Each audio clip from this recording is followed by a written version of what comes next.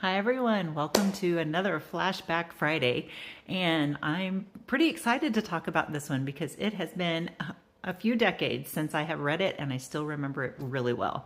Okay, so today we're talking about In Cold Blood by Truman Capote. This was required reading for me in high school. I think I was a junior. Yes, I was a junior in high school. I remember my teacher's name and the class. Thank you very much. But I was excited to read this. So it was first published in 1966. No, that's not when I was in high school. And so we were reading it, and it's basically Truman Capote is interviewing these people who unalived a family. No spoilers here, it's in the description of the book.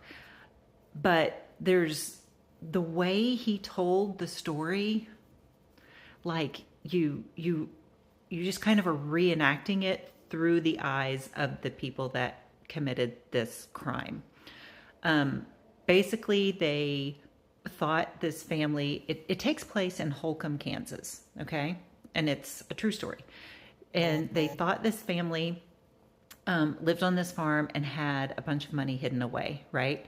So they go to rob them, and things go south from there.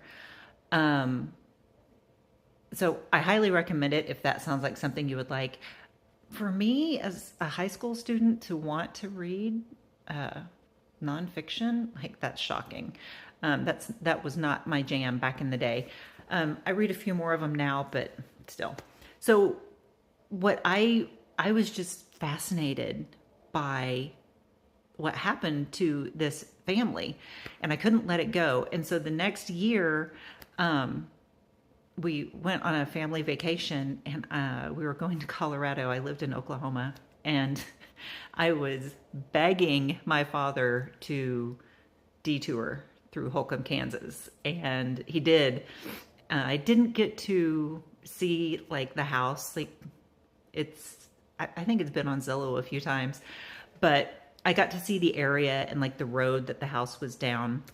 And then, to my surprise, years later, I would live an hour away from Holcomb, Kansas for about 15 years of my life. So just an interesting fun fact about me. So yeah, I think it's really interesting. I think it was told well. If you haven't read it, I would highly suggest it because of the way he gets into the mind